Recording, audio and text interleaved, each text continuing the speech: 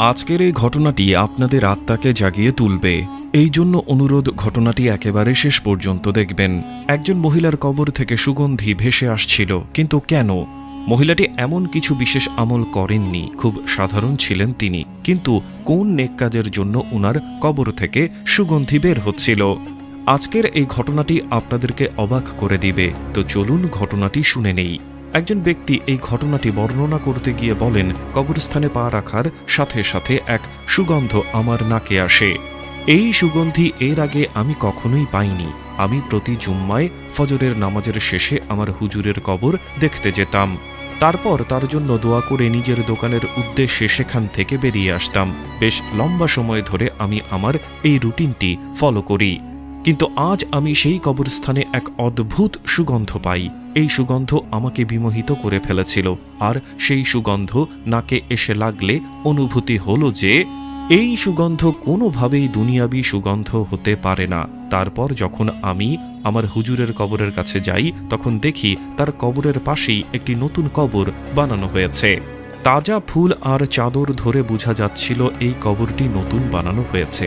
আমার হুজুরের কবরের কাছে বসে আমি কিছু দোয়া করি। তারপর আমার ইচ্ছা না থাকার সত্ত্বেও আমি সেই কবরের কাছে যাই।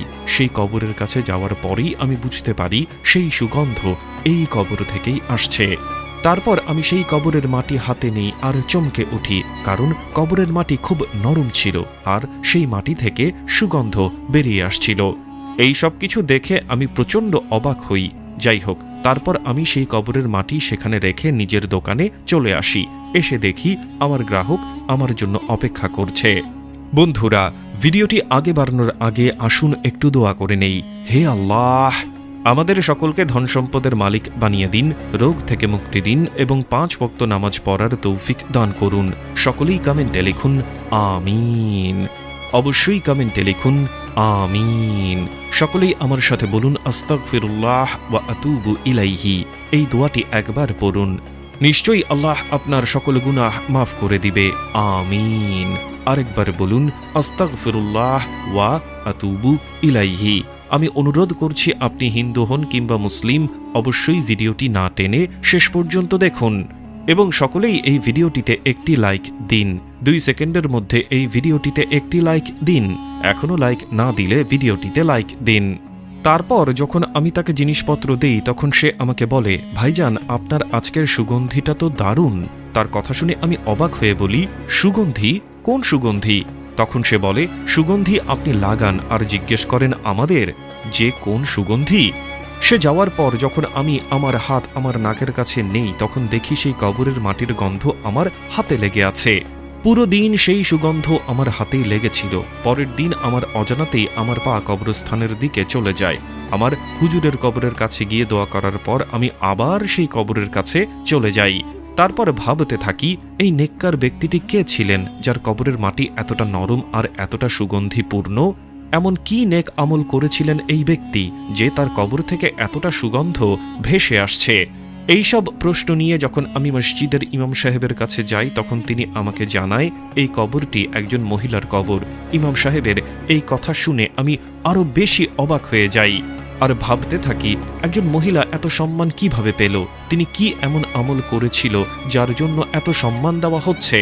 পরের দিন ছিল জুম্মাবার। ফজরের নামাজ শেষ করে আমি সেই কবরস্থানের দিকে যাই। কবরস্থানে ঢোকার পর যখন আমি সেই মহিলার কবরের দিকে তাকাই, তখন সেই মহিলার কবরের কাছে একজন অপরিচিত লোক বসে বসে কুরআন তেলাওয়াত করছে। তারপর আমি আমার হুজুরের কবরের কাছে গিয়ে তার জন্য দোয়া করি। দোয়া করা শেষ হলে আমি দেখতে পাই ওই ব্যক্তি ওই মহিলার জন্য দোয়া করছে। তার কিছুক্ষণ পর দেখলাম সেই ব্যক্তি সেখান থেকে উঠে বাইরের দিকে যাচ্ছেন। তারপর আমিও সেই ব্যক্তির পেছন পেছন যাই। তারপর সেই ব্যক্তি যখন কবরস্থান থেকে বের হয়, তখন আমি তাকে ডেকে জিজ্ঞেস করি, আমাকে মাফ করবেন, আমি কি আপনাকে একটা প্রশ্ন করতে পারি? তারপর সেই ব্যক্তি একটু মুচকি হেসে আমাকে বললেন, জি অবশ্যই, বলুন আপনি কি জানতে চান। তারপর আমি তাকে বললাম, আসলে আমি জানতে চাচ্ছি আপনি যে কবরের মধ্যে বসেছিলেন সেই কবরটি আসলে কার? আমার কথা শুনে সেই ব্যক্তি আমাকে জিজ্ঞাসা করে, সেটা আপনি কেন জানতে চাচ্ছেন? তার প্রশ্নের উত্তরে আমি বললাম, এই কবরের সুগন্ধ আমাকে বিমোহিত করে তুলেছে। আমি জানি এই সুগন্ধি দুনিয়াবি নয়। সে কবরের মধ্যে শুয়ে থাকা বান্দা কি এমন নেকি করেছে যার জন্য তাকে এতটা সম্মান দেওয়া হচ্ছে। তারপর সেই ব্যক্তি আমাকে বলে, এই কবর কেন ঠান্ডা হবে না? এটা আমার প্রথম স্ত্রীর কবর। আমি 4 ভাই বোনের একটি মাত্র ভাই। আমার বোনেরা আর আমার মা আমাকে খুব সুন্দরী একটি মেয়ের সাথে বিয়ে দিতে চাইতেন। তারপর তারা আমাকে উনার সাথে বিয়ে দেন।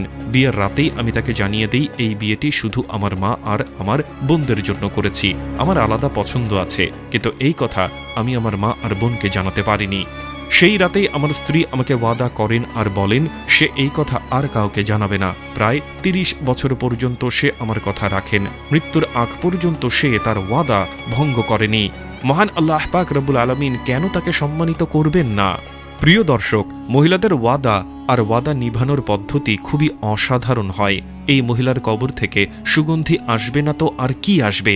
হে রব্বুল আলামিন, আপনি আমাদের মা ও বোনদের পর্দাশীল করে তুলুন আর নিজের স্বামীর প্রতি ওয়াফাদার করে তুলুন। বন্ধুরা, আপনাদের ঈমান তাজা করে দেওয়ার জন্য চলুন আরও একটি ঘটনা শুনে আসি। আরবের মধ্যে একজন যুবক বসবাস করত। যুবকটি ছিল অনেক নেক এবং পরিশ্রমী একটি যুবক। ছোটবেলা থেকেই নামাজ আদায় করা এবং মহান আল্লাহর ইবাদত করেই বড় হয়েছিল সেই যুবক, এবং এলাকার মধ্যে সে তার বাবার ব্যবসার দেখাশোনা করত। সেই যুবকের একটি ভালো অভ্যাস ছিল, আর তা হলো সফরে যাওয়ার সময় সে যদি কোনো কবরস্থান দেখত তাহলে সেই যুবকটি কবরস্থানের সেই কবরদের জন্য দোয়া করত এবং তাদের জন্য মহান আল্লাহ পাক রব্বুল আলামিনের কাছ থেকে জান্নাত চাইত এবং মাগফিরাতের জন্য দোয়া করত। সেই যুবকটি তার ব্যবসার কারণে ধীরে ধীরে অনেক পরিচিত হয়ে যায় এবং মানুষজন তার নেক চরিত্রের কারণেই অনেক সুনামও করতে থাকে। তবে সেই যুবকটি ধীরে ধীরে তার বাবার ব্যবসাকে অনেক বড় করে নিয়েছিল বিধায় এবার তাকে আরও বেশি সফর করতে হতো। এরকমভাবেই সেই যুবকটি একবার সফর করা অবস্থায় একটি কবরস্থান দেখতে পেল। কবরস্থান দেখে সে যখন কবরস্থানের ভেতরে যাচ্ছিল দোয়া করার জন্য, তখন সে কবরস্থানে প্রবেশ করার পর একটি কবর দেখতে পেল। বন্ধুরা, সেই কবরস্থানটি ছিল গ্রাম থেকে অনেক দূরে এবং মানুষ সচরাচর সেই জায়গাতে বেশি যাতায়াত করত না। শুধুমাত্র সফরকারী মানুষজন সেই রাস্তা দিয়ে যাওয়া আসা করত এবং যদি কোনো মানুষ গ্রাম থেকে বের হতো তাহলে সেই রাস্তা ব্যবহার করত। সেই যুবকটি যখন সেই কবরটি দেখল তখন সে একটু অবাক হয়ে গেল। যুবকটি দেখল যে সেই কবরটি অনেক সুন্দর করে সাজানো রয়েছে। দেখে তো মনে হচ্ছে যে কবরটি অনেক পুরাতন, তবে না জানি কেন সেই কবরটিকে বাকি কবরগুলোর চেয়ে আলাদা লাগছিল। সেই কবরটি চারপাশ এমনভাবে গুছানো ছিল যে মনে হচ্ছিল প্রতিদিন কেউ এসে সেই কবরটি পরিষ্কার করে দেয়, এবং সেই কবরটি গোলাপ ফুলের গাছ দ্বারা ভরে গিয়েছে বিধায় গোলাপ ফুলে সেই কবরটি আচ্ছন্ন হয়ে গিয়েছে।